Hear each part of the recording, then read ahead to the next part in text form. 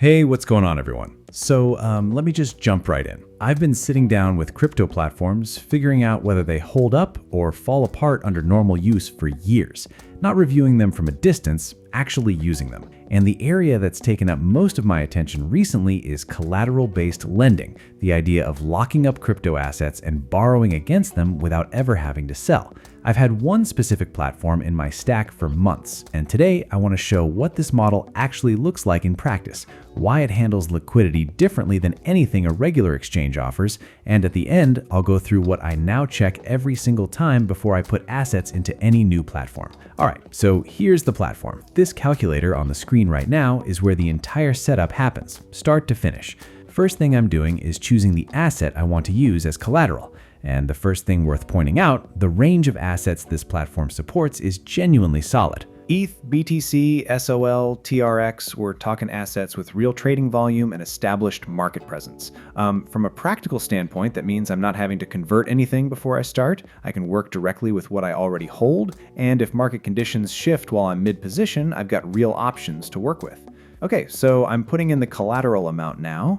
Yeah, that's the figure I want to work with. Next, I'm selecting what I actually want to borrow. I'll take USDT this time around, then the term, how long I need the loan to stay open, and then LTV. So this parameter is essentially the ratio between the size of the loan and the value of what I've put up as collateral. Every asset has a defined range it can operate within, and if my collateral loses enough value, the platform liquidates the position to cover the loan. So when I'm landing on this number, I'm not just thinking about what I need right now, I'm thinking about how this asset has been behaving lately, what a realistic drawdown looks like, and how much margin I want sitting between my position and that liquidation point. Get this wrong and nothing else matters. This is the one setting that actually determines whether the whole thing works out.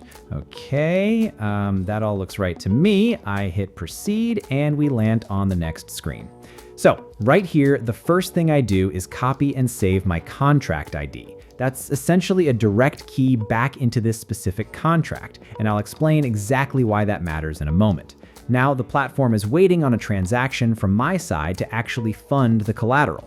There's an option to do this through Wallet Connect automatically, but I want to go manual today, so every step is clear. Bear with me for a second.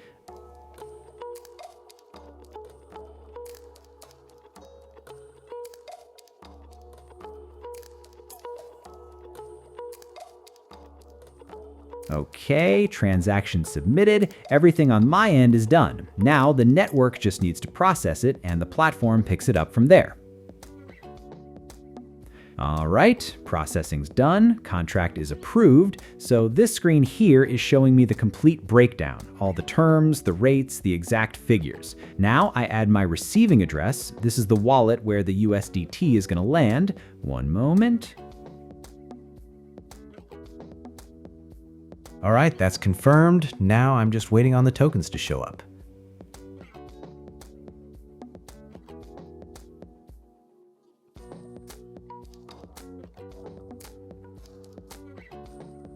Good. Balance updated, tokens delivered, the platform has fulfilled everything on its side. Now, this right here is actually important to understand. This screen I'm on is the control panel for the entire loan. I come back here using that contract ID I saved earlier. This is where I track the position, respond to what the market does, make any adjustments I need to make. The loan isn't just something that runs in the background. This dashboard is where I actively manage it for the duration of the contract. So now I want to take a step back and actually explain the logic behind this whole thing, because I think collateral lending is one of those concepts that sounds more complicated than it is. So here's the core of it. I deposit tokens as collateral, they get locked into the contract, secured on the platform, and in exchange, I receive a loan in a different asset against that value. The key thing is what doesn't happen. I don't sell the original tokens. I don't close the position. I don't lose any exposure to where that asset is headed. The collateral sits there. The contract governs both sides. And when the loan term ends and I repay, I get everything back. Now put that next to what selling on an exchange actually looks like. I exit at whatever price exists in that moment. The position closes, and whatever that asset does after that has nothing to do with me. Here, I keep the upside, I keep the position, and I still walk away with the liquidity I needed. That's not a minor difference. That's a fundamentally different way of thinking about what you can do with assets you're holding long term. So, 5 weeks, give or take, somewhere around 25 operations across different supported assets, run at different points in a market cycle. And the result every single time was the same. Transaction completed, terms executed, nothing unexpected.